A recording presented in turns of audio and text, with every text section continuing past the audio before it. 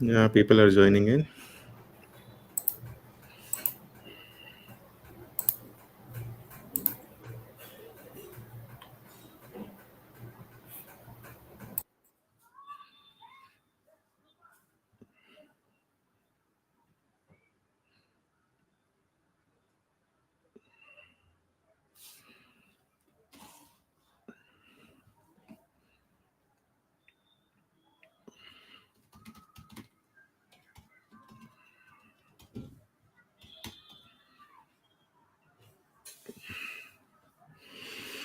Okay, let's wait for some more time. Another 2 minutes and then we'll start. Yeah, definitely. It's nice. I think while talking, maybe some or the other regulations might come in. Yeah.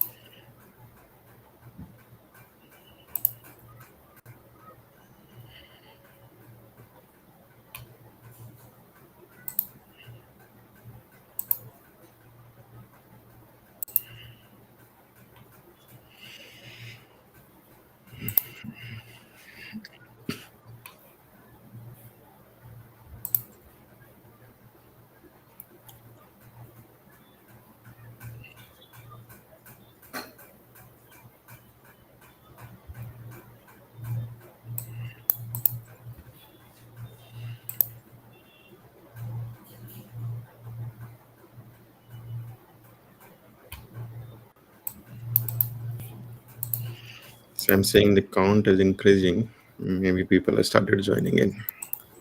Probably, I think there was a problem with the link, I guess. Yes. Maybe we can put that link here. When I click and join through LinkedIn, so it says that the event has to be started yet. Some message was Yeah, coming. so you need to use this link. I had already put up this link for today's event into the previous event. This is a group up with the restream. Okay. Yeah. Yeah, sometimes it happens, some technical glitches. Yes. But anyways, that will not stop our session today. Yeah. Yeah, we'll try to. Okay.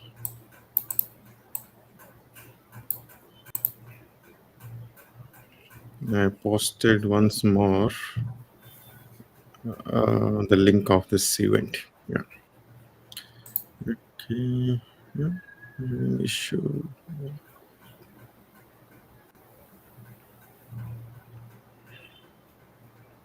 Okay, Venkatesh is able to hear us.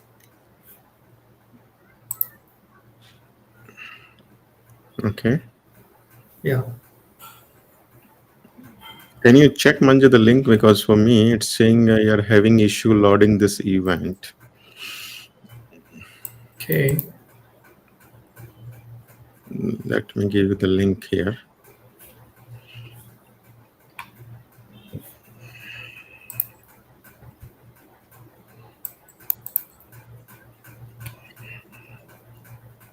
Yeah, now I'm able to see. Okay, so let's begin then. Uh, Good evening, everyone. This is Shiv, and you're watching OT Security Huddle. This is the 11th episode of this series. And in this series, we discuss OT security focused topics. So, this OT Security Huddle is conceptualized by myself and Manju. And since last March, we have been trying to share knowledge in our experience into different areas of OT security. Today, we have chosen a specific topic that around the world there are discussions about regulations. India is also focusing on different regulations in this space, and we thought that this makes an apt time to maybe give a quick overview. What are the different regulations that do exist around the world, and what is the impact that these regulations will bring for both sides, the industry as well as the professional community? So that's the background.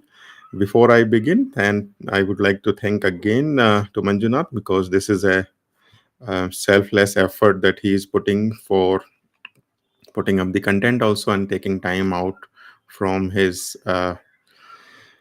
hectic life, I would say, because recently I know he's been juggling up different jobs, father as well as a professional, recently changed the company as well. So lot of work on both the fronts, but still he is finding time to support the initiative of sharing the knowledge. So thanks, Manju. Thanks for uh, joining and then supporting this specific topic for this. Thank you.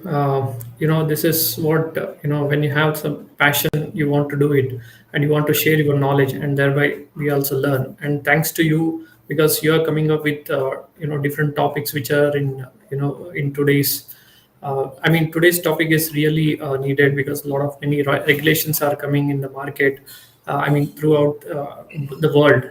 So sometimes people get confused which one to follow, which one not, uh, so I think to get some kind of clarification, this is the need of the hour, this topic. Mm. So anyways, let's begin. We will share our whatever knowledge we have, and also we'll get a lot many questions from the audiences. Yeah. So let's begin. Thank you. Thanks, Manju. And so this is myself and Manju. You know us by now, different sessions we are done, and we are working professionals on the area of OT security into different organizations. And this OT security hurdle is outcome of our personal passion. This has nothing to do with the day job that we are doing. And the opinions, whatever we are sharing on this platform, is our own opinion, our own learnings. We try to help the community, and this has nothing to do with the organization we are affiliated with. So, having said that, the agenda for the day is we will be discussing why we actually need regulations, the bunch of important regulations around the world, and then we'll see what impact these regulations have on the industries, the OEMs, the system integrators, or the other entities, and what impact they also have on the professionals like us, whether they are good for us in our career progression, whether they are bad for us, those kind of discussions. And at the end, we will try to take up your questions and try to answer with our experience. So let's begin with the agenda of the day. First thing is like why we actually need the regulations. So there are a bunch of things. I would ask you, Manju, that what is your opinion? Over the years, you must have seen that regulations uh, come up from different countries. And despite we have standards like IEC 62443, which is a gold standard for industrial automation and control system, still countries will come up with their own regulation. What is the need of this regulation according to you? Yeah, basically, the regulation is forcing the companies or organizations to abide by some rules set by the government. And if you don't follow the rules, like, our day-to-day life, if you take, when we don't follow the traffic rules or guideline, you will get, the fines will be, you need to pay the fees. So similarly, when you work in the industry uh, which is impact on the human lives, so then we need more stringent regulations. Otherwise, what happens, even if the small mistakes from anyone, or it could be due to cyber attack, or human error, so then there is a problem, serious problem, because ultimately we need to protect our humans first, people, and then process, technology, whatever we talk. Yeah. So here, majorly, there are 4 points with respect to OT security, what we can talk about in general. Like, we know that from past few years, at least in couple of years, the threat landscape is increasing. More number of threats on the OT security domain, or more attacks happening, or at least it is notified by the the researchers like SANS, kind of institute publishing the threat landscape report every year. Even though maybe it's an alarming situation in the world that okay, we have to give more emphasis on the protecting critical infrastructure. The reason is the mainly on the what based on my experience or by reading, the advanced persistent threats are increasing, and also because of the geopolitical tension. So this could be one of the major reason why we need regulations, right? We need more stringent security measures to be put in place for the critical infrastructure protection. And then we know that we have some self regulation, right? So that is not enough, because the basically the market forces or any individual priorities might not sufficient for the security investment. So this is where regulations comes in. So these self regulations will have some limitations. So that is the reason we need regulation. And then leveling the playing field means these regulations will tell you, I mean, it will set some minimum security standards so that the baseline is set for all the industries and organizations. So what happens is it reduces the risk of the cascading failures, right? So additionally also this the it brings out the transparency and accountability, because you have to publicly outline your security vulnerabilities or some disclosures, and also security requirements will be published online and is easily accessible to everyone. So it helps the organization, they can prioritize their security, and also it helps the investor also assessing the risk of the particular organization. So based on my experience, what I felt is from couple of years, the I think the government are taking this regulation seriously, specific to critical infrastructures across the globe. It's not only, and in the coming slide, I think we will, we'll show it to you that across the region, how much governments have taken the initiative in formulating these regulations. So Shiv, I would like to ask you on based on your experience, what have you read on this, about the regulations? Yeah. So, as you likely mentioned, that there are different bunch of requirement for regulation, but one key point that I think of when the regulations are there is learning from the past incidents. So, whenever there is an incident, the investigation agencies, they would like to have the information available to them, and because there is no level playing field, different organization would not typically like to invest in these security requirements. They would not have that information available, and this becomes a pain point for the investigation agencies. Take example of power sector. We have recently been seeing a lot of regulations that are coming into countries like India or Middle East, or maybe take example of NIS2 directives. These all are coming up after the learning from the incident that there is not enough security controls implemented so that they can have a better incident response mechanism. And that is why these regulations are coming. Once the regulation is there, the law of land says that if you have to operate in this geography, you need to adhere with these security requirements to be at the bare minimum. You can definitely go more than that based on your risk requirement or risk appetite, but these are the minimum thing that the government is expecting you to follow. Yeah, so that is my personal point of view about regulation. It's always additive to the entities that are operating into that particular geography. Also, for if you look towards the other view of OEMs, let's say there is an OEM who is working on developing a particular product and they have come up with some better features in terms of security requirements. So unless and until the regulations are there, this doesn't become a good selling point for them. So basically, this regulations will become a good selling point for them. Take example of 62443.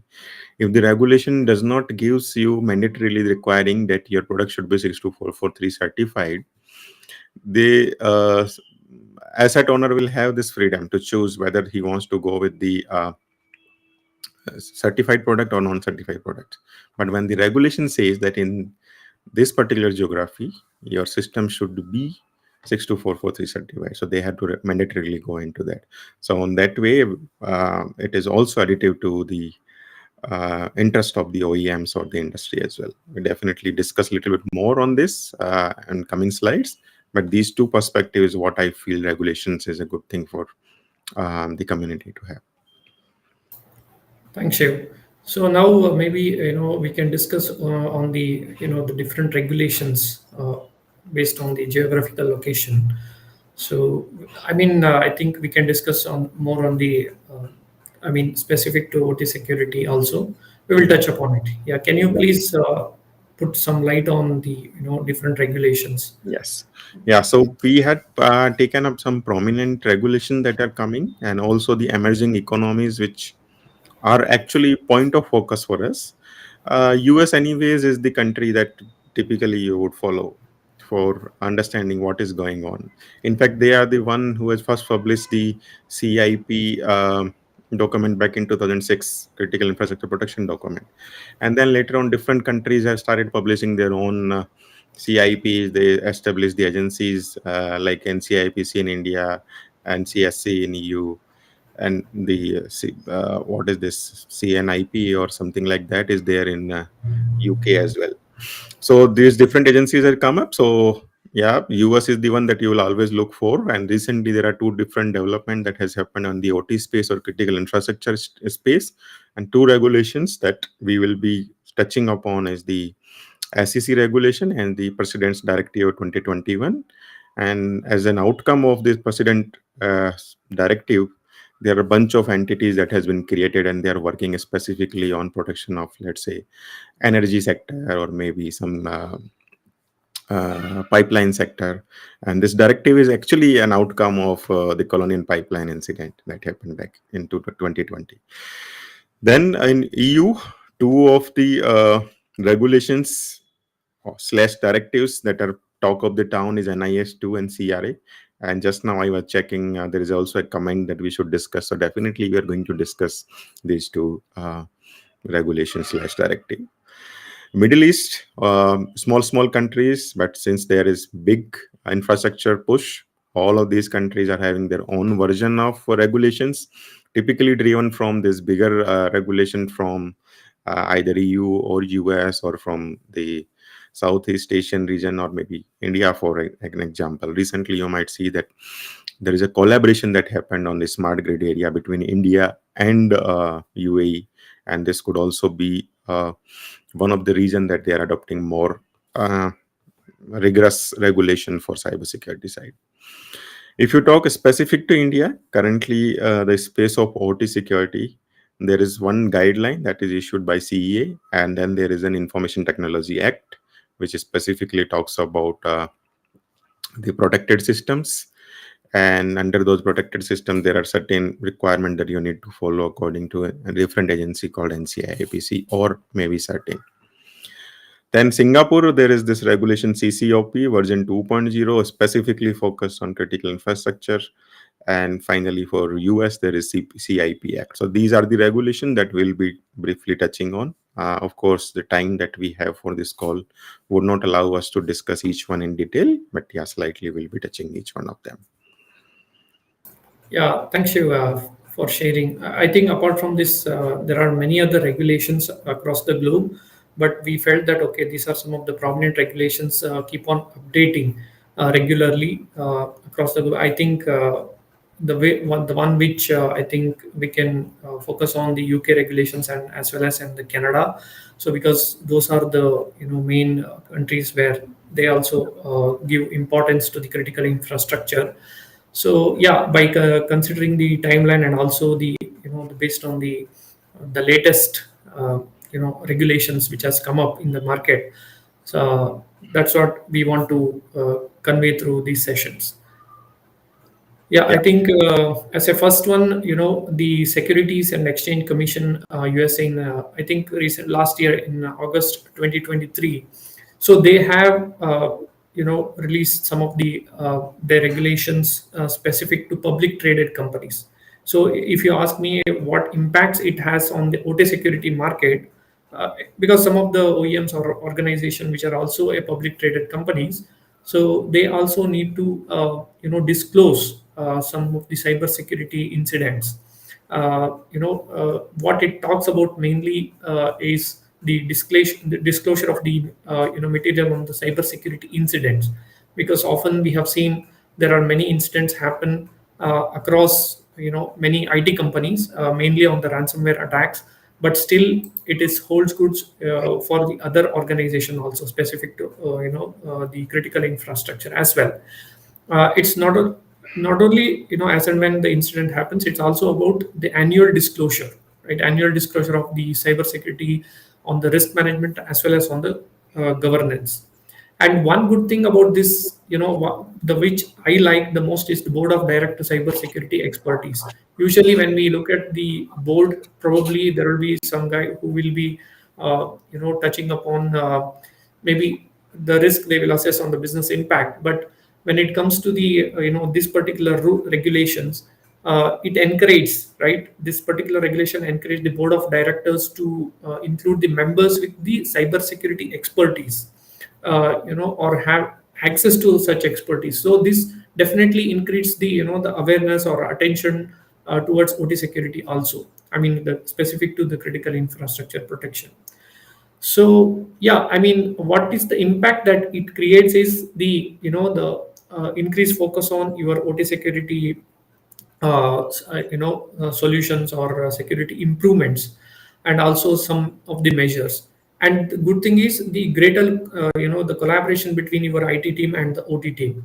So ultimately, as if you look at the complete regulation and read throughout, there is one definition like the of the material which is not clearly defined. That could be the public comments has been taken already. I was going through some of the comments, which is valid basically. Yeah, but such regulations really needed.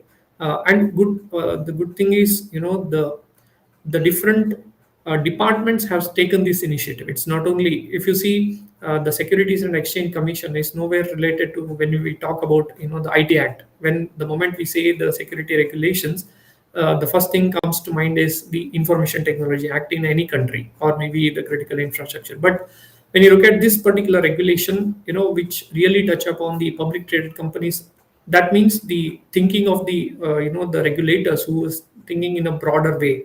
So I think, yeah, I mean, this is my view. So Shiv, would you like to touch upon anything particular about this, act? Yeah. Yeah. So when I read this SEC Commission's regulation, it quite, like as you mentioned in the beginning, it's quite a little bit ununderstandable that why SEC is creating a act and then it will impact the OT security. But as you rightly mentioned, it's like the act is for the publicly traded entities, and this would include all these organizations that are operating into industrial control system space as well, and they are manufacturing something. So this will require the governance of cybersecurity according to the regulation for these entities as well. There are a bunch of requirements like for having skilled manpower, having the capability to govern themselves and then report the incident timely. And pretty much this is the theme that will run across all the different regulations, because the government really want that you nominate a designated person who is capable to handle your cybersecurity. And I can relate this to my experience with NCIAPC back in 2014 when NCIAPC started. The first task that we had been given is to ask for the names of CISOs for critical entities. And initially, when you ask them for this information, there would not be designated CISOs in these organizations. There may be somebody who's responsible for security, but there was no role that was created. And then when the next circular came, they also given some flexibility that if you don't have qualified CISOs, then you can designate somebody as alternate CISO for the time being. And that is why sometimes you see in these profiles as alternate CISO rather than being the CISO. So this point about having the skilled manpower or skilled management or expert management is one of the key requirement for these entities to understand what is the risk, and then with the experience that they are bringing with the expertise, they should be able to manage the overall cybersecurity of the organization. Thanks, Shiv. Yeah, I think you touched upon a very good point about the the impact which it has created. So yeah, I think we can move forward towards the next US regulation, which talks about often specific to the critical infrastructure security. So this is Presidential Policy Directive 21. We can say it's not a regulation, but directly it integrates with the regulation, Yeah. basically, right? Yeah, so directive is a precursor to a Because regulation. It will like say that okay, we'll first define what we want to achieve, and then this will be a guiding light for creating the regulation specific to different areas. exactly. So one good thing about this directive is bringing the the private public collaboration. When we say when we need to formulate the regulation, we need a support from the private as well as public companies. So and also if you look at the the US, they need to have to bring everybody because each state has its own directives or so that's why specific to the US government has given the this to bring everybody in the same page. So that is why they formulated this directive. And the core principle what they touched upon is the risk based approach because they focus on managing the risk based on any potential consequence for the disruption of the critical infrastructure. And then, as I said, the partnership and the collaboration, it encourages public and private companies to come together and to protect, or create a security programs together. Then incentive and investment. This is also one of the core principle defined in this particular directive. Uh, so it encourages the investors to invest in the cyber security security measures or maybe the new technologies and the best practices to be installed in the critical infrastructure. And then the accountability and the reporting. So like for example, to perform the measurement, and it gives you a clear picture who has to do what, right? So you will have the accountability and the continual improvements. This is a common thing wherever we go in the regulations, that it's not one time effort and you have to continuously monitor or for any incidents, and you have to put a lot of efforts, additional efforts to make sure that whatever security measures that are in place, it is intact throughout the life cycle of your day-to-day activities. Yeah, Yeah. I think yes, yes, Sheikh. Yeah. No, yeah, as you rightly mentioned, like this is the directive that will be the precursor for different regulation that will come up. And already there are task force that are working on different areas for aligning their regulation requirements so that all the entities do follow same level of minimum harmonized cybersecurity. Yes, Okay, Sheikh. yeah. Yeah. So let's move forward. Uh, and now we have NIS2, and NIS2, as I see in the comments, people are more interested because this has recently been the talk of the town. EU is moving towards this particular directive. It came in force back in January of 2023. Before this, why it is called NIS2 is before this particular directive, there was previously one directive that existed. It was called NIS1, and that came into force back in 2017 itself. Why they require update is the recent change in the ecosystem, the more ransomware, the increase in the incident during the COVID period, the remote work culture. This all has actually added for revision of this particular directive. And also there was a gap in terms of the minimum harmonized cybersecurity baseline. There is a lot that was given as discretionary rather than having it mandatory, and that was also one of the reason.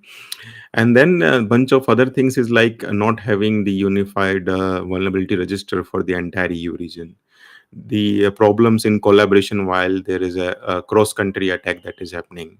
So having knowledge of all these experiences, the effort is to harmonize these efforts and then create one more new version of the directive that will be applicable for the EU. Now, though directive has came in force on 16th of January 2023, there is something called as transposition deadline, and this deadline is on 17th of October this year, which is 2024. All the member states, so when I mention member state, there are 27 nations, the islands in EU, and also two non-member states like non-EU countries like Liechtenstein and Norway. They are also part of this regulation. All of them have to align their national regulations or laws according to NIS2 directive. They have to do it by 17th of October, and then this new law will come in force on 18th of October. So before that, we are into the transposition period. The focus is network and information security, and the objective is to bring the high common level of cybersecurity within the EU region, which includes the 27 nations and Ireland plus these two countries. There is high focus on um, a bare minimum level of security, and that is why they have created something like the European region level crisis management network, which is named as Cyclone. And there would be peer reviews, and the different agencies like ANISA has been given a specific task of producing the biennial reports. And then EU Parliament will also be creating a vulnerability register for the entire EU region. So there are a bunch of requirements around that. The good thing that we discussed in the previous one is like the reliability of the management. So this directive also talks of that the management should be liable for the cybersecurity implementation, and if there is incident of or found that the due diligence is not taken care and the management is not taking required steps, then there is penalties also on management. They have also put up the provisions like banning the management from their professional services as well. So let's take an example. Let us CISO that they have found he was not fulfilling the expected duties. They can actually ban the CISO for working in the cybersecurity industry for a few years. There is a requirement of management training frequently, and then also there are obligation for timely reporting of the incident. They are given that within 24 hours you have to report, and then the full detailed report of the incident should be submitted within 30 days. You can't just take months on months.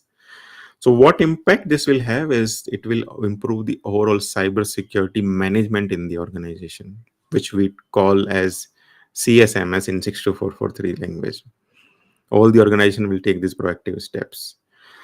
And for the applicability side, there are the entities are divided into essential entity and important entity based on their size. Though there is some relaxation given to the nations who will be creating their regulation in terms of defining the size, but overall it will remain a uniform thing throughout the European region. Yeah, Shiv, I have a question. I mean, usually often asked by, in LinkedIn. Mhm. So, I mean, this NIS2 directives, it's, mostly applicable for European, Union, EU. And Mhm. maybe for UK, we have, National Cybersecurity Center, NCSC, what we call. Maybe, I think they are not, it's not mandatory for, UK government to follow this, or UK critical infrastructure to follow NIS2 directive.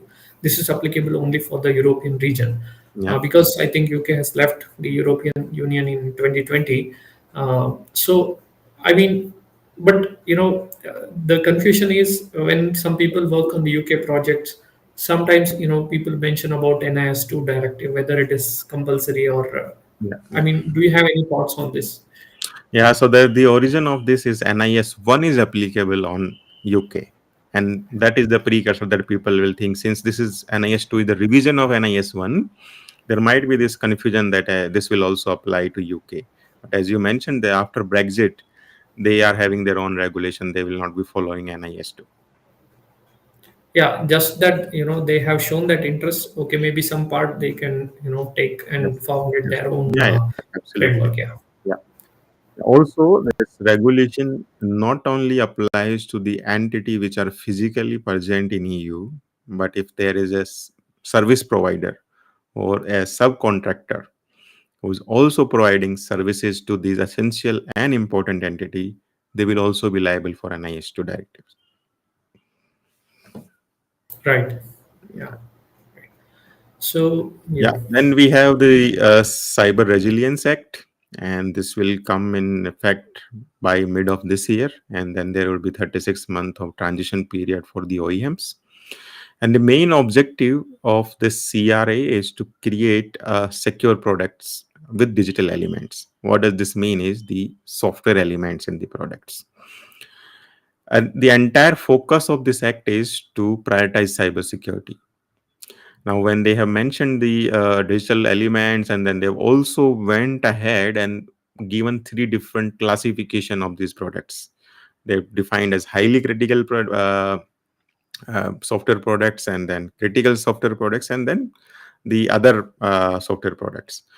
The act basically applies to highly critical and critical. Within these two uh, categories, critical has been defined with two different set of lists. So basically, highly critical is the same list plus little bit more criticality.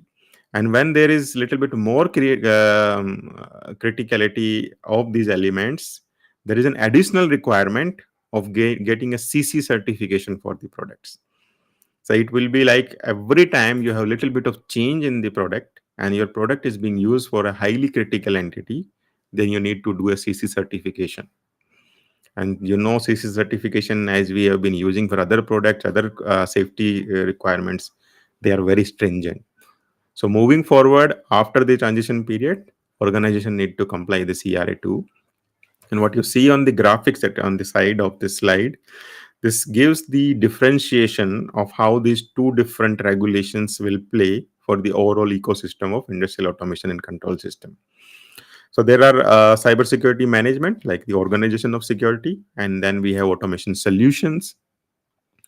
And below that is the systems as well as the components. So CRA is basically addressing the security for systems and components. Sorry. And NIS2 is the security for the organization as well as the automation solutions. So whatever beyond the system is basically is the area of NIS2. Beneath that is the area of CRA2. So now the people who are operating in the OEM side, CRA2 will impact more towards those entities. NIS2 is towards the service providers or the organization themselves. Their overall cybersecurity programs will be more impacted by NIS2 requirements. They need to have more robust incident management system. They have the capability to report it timely, basically GRC activities and all. So at this moment, you might have one question in mind: how NIS2 is different from GDPR.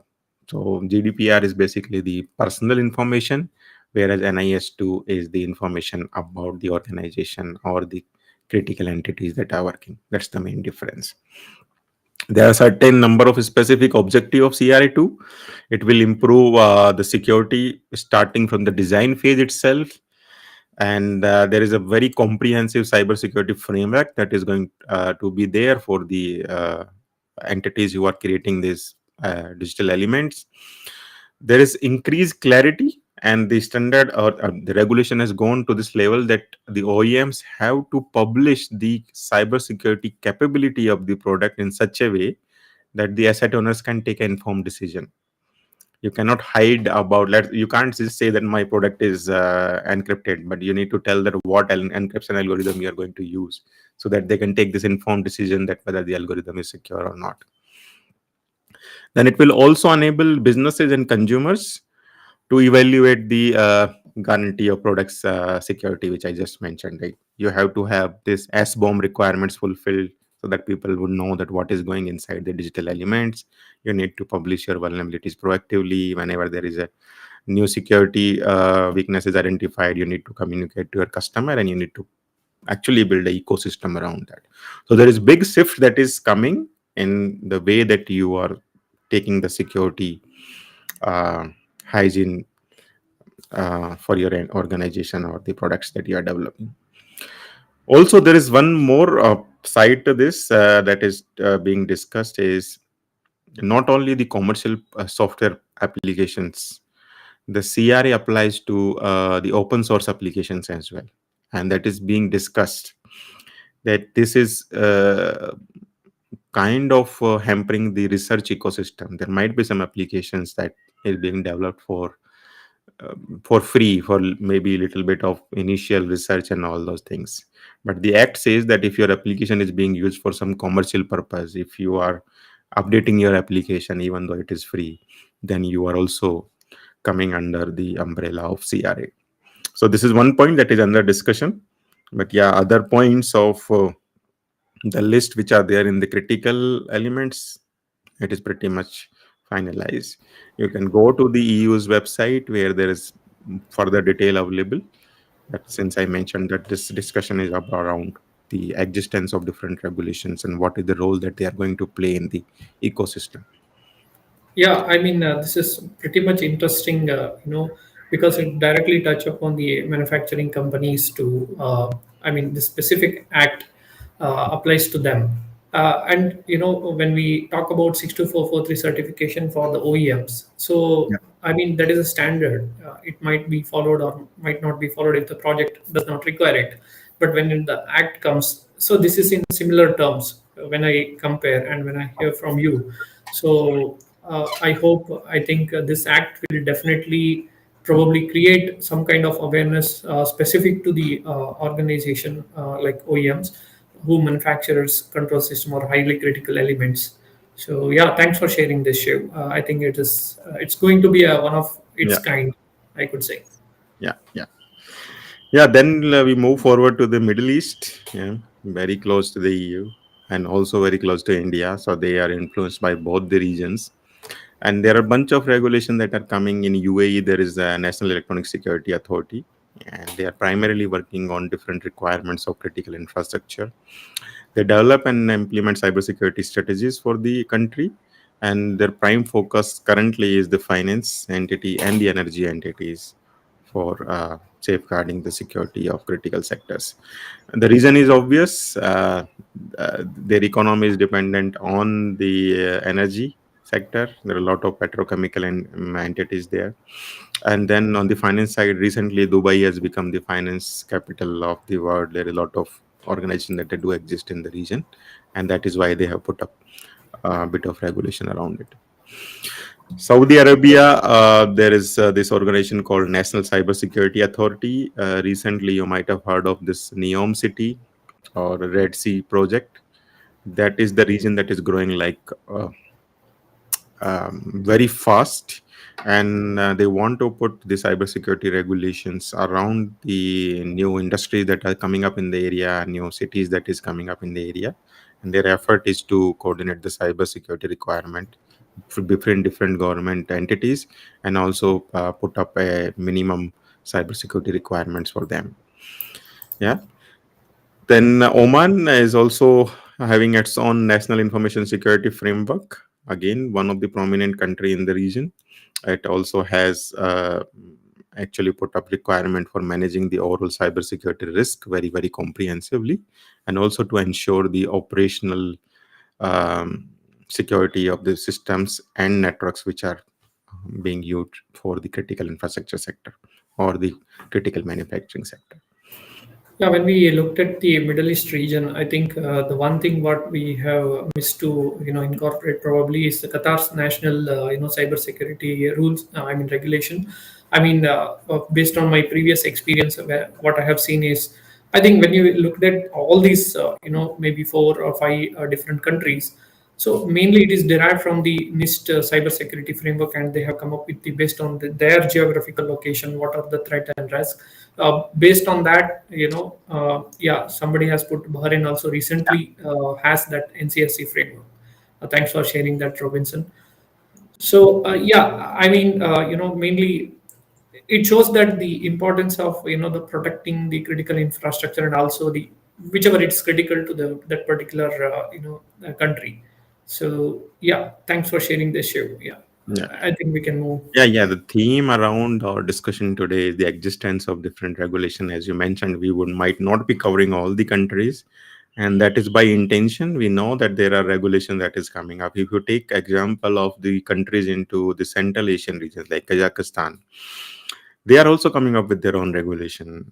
I had interacted with them 4 years ago, and that was the time that they were trying to understand what 62443 is, and then trying to put up their own national accreditation body around different standards and regulations. So, which of the countries that you see which are growing towards the infrastructure, they are trying to put up their own regulation. Yeah. But thanks for adding this, Robinson, and also uh, people who are joined online. I think there is somebody who has also commented on some other regulations as well. Yeah. So then we have this regulation for Singapore CCOP, and would Yeah, you I mean, like?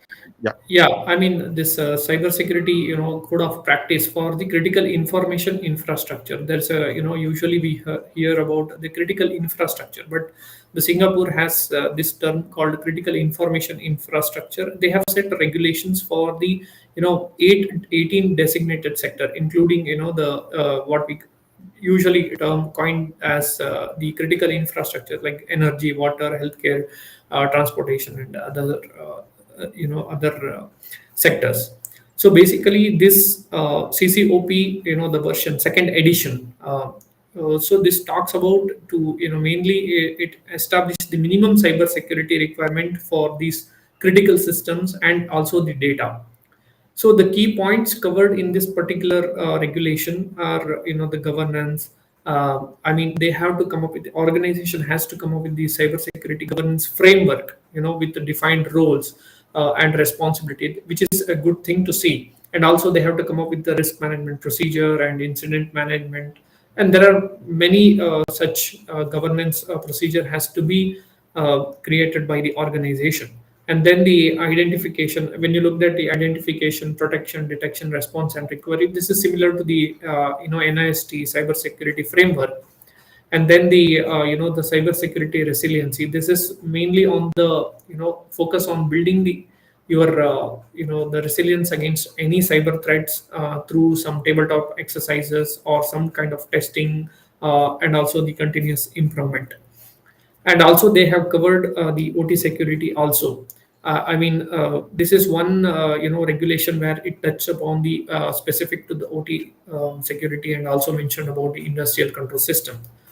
And so basically their main aim is to establish the cybersecurity measures in the CII sectors, and also the owners of the CII, they have to invest in the security technologies and also the procedures and the processes and also in the personal. And definitely it helps the organization in towards protecting the critical infrastructure.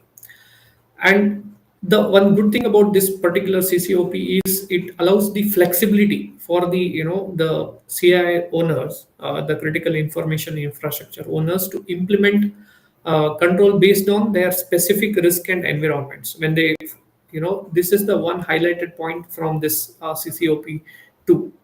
So yeah, I think this is one website like Cybersecurity Agency of Singapore, where they publish lot many documents which is really helpful for the, on the public. You can utilize that.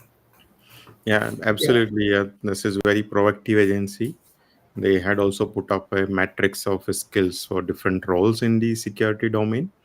And I actually met this previous director of this entity last year.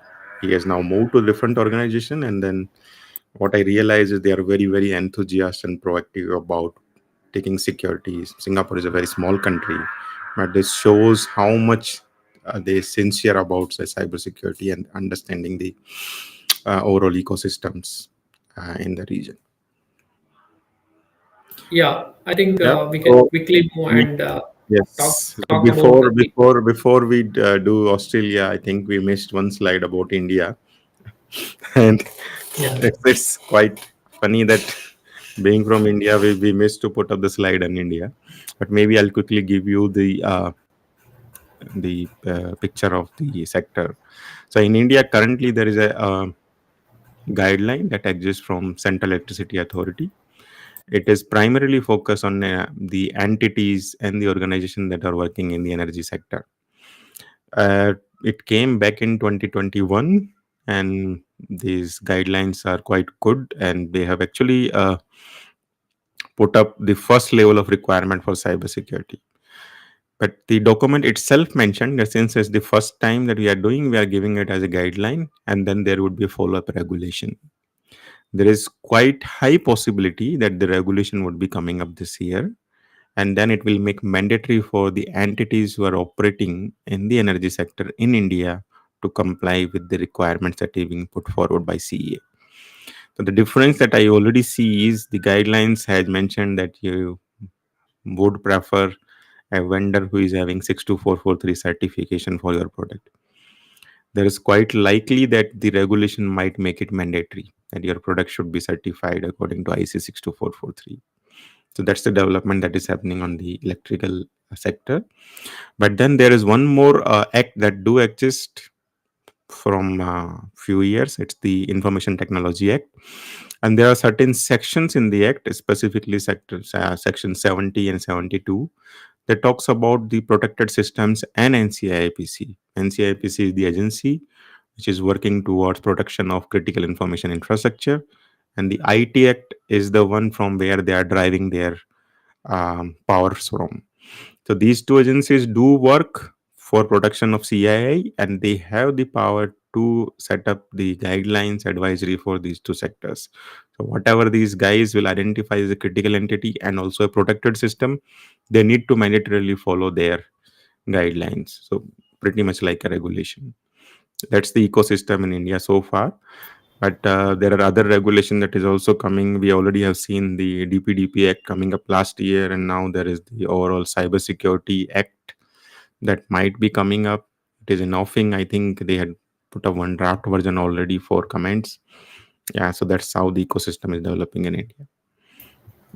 Yeah, thanks Shiv, for putting a limelight on this Indian Act that we missed to present it. But Yeah, anyways, you have already shared the importance of specific to the energy sector, and I think moving forward, we can see similar kind of regulations in other sectors as well. yeah, yeah, Yeah, moving forward, I would like to touch upon the act which is recently, I mean, 2 years back, published by the Australian government. It was actually built upon the existing security. The Security of the Critical Infrastructure Act. That was released in 2018. They just added as a security legislation amendment act for that. So it emphasize on two crucial features. For example, one is the risk management program, and the other one is the SONS. SONS is nothing but the system of national significance. So the risk management, talks about it requires the responsible organizations to create and maintain the risk management program. Basically, they need to identify, assess, and regularly audit, and also mitigate the any related risks. So SONS is pretty interesting because it really empowers the minister to declare the specific the critical infrastructure asset as systems of national significance, so that they have to, it is subjected to the some of the security obligations. So this is one of the key terminology that they have underlined in the Security Legislation Amendment Act. Overall, if you look at the throughout whatever regulations we have discussed, mainly it is touched upon. Some of the topics are common, right? I mean, the critical infrastructure as well as on the generic. So yeah, I think if you create a table with some of yeah, the common terminologies, I think most of the regulations touch upon risk, protecting critical security measures, investment. So this is the key. Yeah. yeah. Yeah, typically the underlying theme of these regulations remains same, and they borrow from each other. That's how they do mm, come up with these regulations. So once you have done with a good regulation, then pretty much it is possible that you would be able to comply with the other areas. Okay, Yeah. yeah. So let's move forward to what is the impact on the industry. So I think I briefly touched upon some parts of it. The regulations are going to change the industries are currently working. There would be new research ecosystem that will develop, and then you would see lots of product compliance that is happening, and they would require more resources to do that. There would be some investment, and also there is punitive actions that is defined, like CRA, NIS2. They have fine up to 2 millions in some cases, 2% of your overall revenue. It's not the profit but the overall revenue. So imagine the company which are doing billions of business, for them 2% itself will become multiple millions of fine if something goes wrong. So that is how this organization is going to take it seriously, and then there would be certain changes. I would like to ask your Yeah, opinion, Manju. What do yeah, you? yeah. I think the table is the self-explanatory. So in this, I would like to highlight few points like what I have observed based on my previous experiences working with different companies. So the one thing is for sure that the competitive advantage. Okay, those who have adopted the regulations and also quickly adopt like early birds, what we say, like early adopters. So they have definitely this competitive advantages by considering the long term benefits. So that I have seen, and also the innovation. Because people are when they follow stricter requirements, then definitely they will think out of the box, and they have to they will get a outside push, so that you will get a competitive advantage. And for when it comes to the end user, definitely the major challenge would be the operational changes with the compliance cost. So these two I'll mainly uh, combine for the end user part. So what I have observed is from past few years that because of the cybersecurity acts or regulations, the compliance cost is one thing, but definitely the operation challenges is what the end user will look into, because that is the reason, because it is linked to the again the cost of the implication if something goes wrong. Yeah. So this is the impact on the industry. Yeah. Yeah. And then we have briefly touched upon already, like what would be the impact that it will have on professional. I given the example of the CISOs that are currently working in the domain. So there would always these regulations are always be good for professionals. There would be requirement of a skilled professional in the market. This will increase across the regions, and then it will also add to the research and collaboration opportunities. New entity will come up, and then the bigger entities who are lacking that particular expert area, they might hire these entities, they might acquire those entities, and then they would comply with the new requirements. It will also put up the great accountability on and responsibility on OEMs, as well as the professionals, because as I mentioned in NIS2, there are fines if they have found that the management is not doing their job. And finally, there is big learning opportunity that will come up, since the act themselves says that you need to train your people, so the learning ecosystem will change. So overall, it is very positive for our professional growth, people who are working on the OT security domain. I see that the next coming years will impact the requirement in the market in big way. So more and more job roles will open, specifically in EU regions and the Middle East region. And as these new regulation come, India will also uh, pick up the pace in this domain. So yeah, a good thing for us that we have a good market ahead of us. Yes, thanks, Shiv. Yes, definitely, I agree with you. And more job opportunities because of the regulations. And also, people often talk about AI will replace human, but that is Mm, not one day job, or it requires a mm. lot of effort even for AI to understand the regulations. So it's what I could say is the more you learn about the regulations and adopt yourself, the continuous learning is the key to survive in the market, and also you will get an opportunity if you stick to your basics of learning. That's it. I can say that. Yeah, yeah. Yeah. Thanks, Manju. With this, we had come to end of our discussion, and we might now take some questions. But I see there is only one question asked by Renu, and it's about are there any regulation body for OT cybersecurity? So, but typically, regulations are done by the nations or the countries. and in some cases the organization like EU.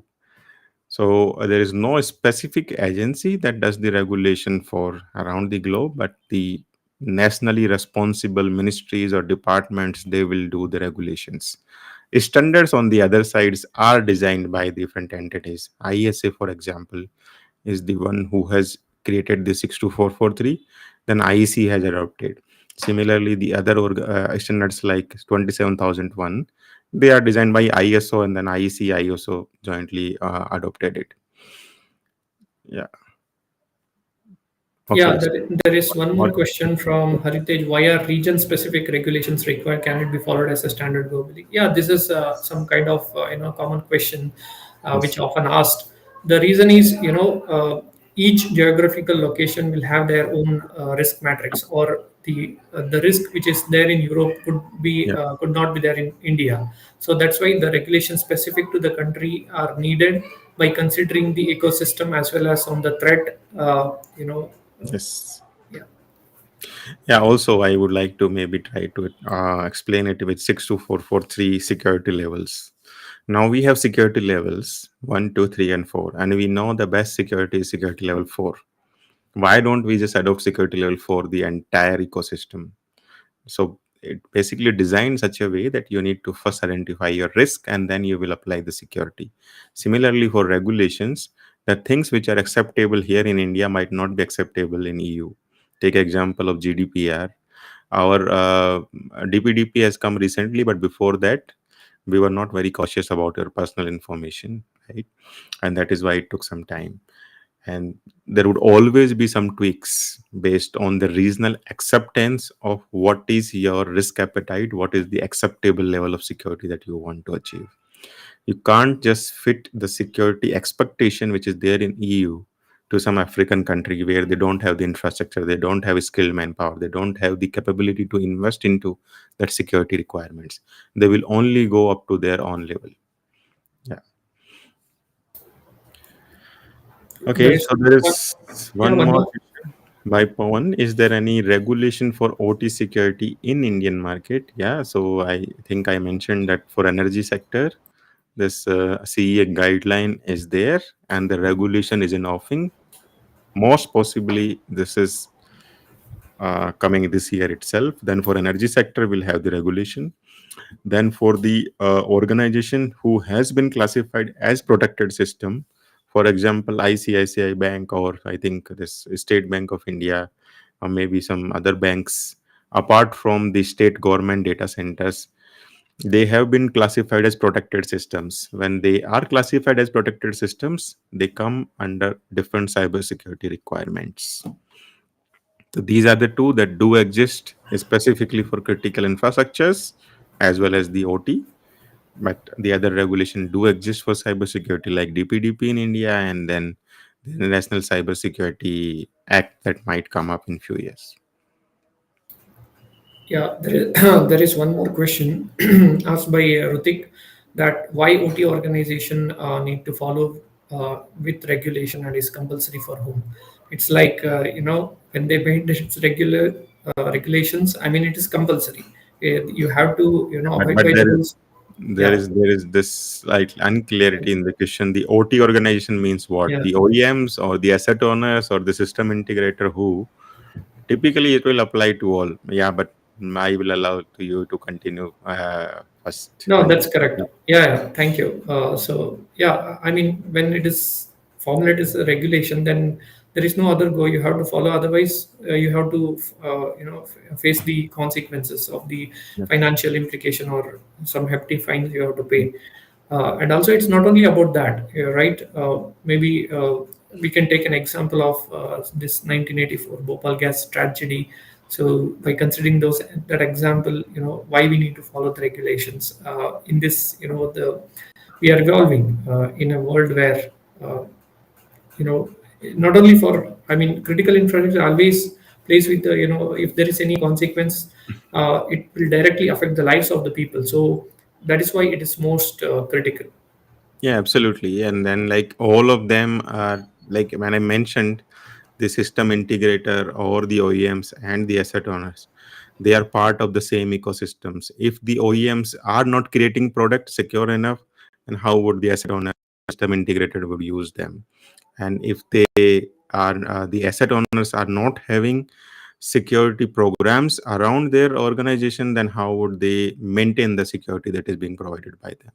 So all of them are equally responsible, and that is why in SEC Act you mentioned, Manju, in that slide, there is a shared responsibility. And the cloud platforms are very famous for the shared responsibility, that we provide the platform, we take care of the platform security, but the things that you are putting on the platform is your responsibility. We'll share the burden of cybersecurity. So yeah, that is the reason that we need to follow the regulations, and the regulation do come up specifically for different entities. NIS2, as I mentioned, is for the cybersecurity programs applicable for system integrated as well as asset owners, and CRA is basically for the OEMs who are manufacturing the systems or the components. Yeah, I think we covered all the questions. So I would like to thank everyone for attending this session, and also thanks Shiv for hosting me as well. This was the the need of the hour, because people sometimes get tend to confuse with the regulation and the standards. So I think we hope that we met the expectation of the audiences. Yeah, Yeah, no, thanks, Manju. Yeah, this is always a good thing to share whatever we know. And we are also learning with the new things that are coming up. And I try to share whatever I know. So thanks for your effort, Manju. And again, people who are joining for first time, we do such sessions on a certain frequency. We are trying to be more regularized, but sometimes the personal engagement does not allow us. So do check our YouTube channel. We have put up all the previous sessions on YouTube. If you gain something, then do tag us on LinkedIn, and then also you can submit your uh, area of interest that we should take up in the coming sessions. Thanks for joining, and have a nice rest of your evening. Thank you. thank you.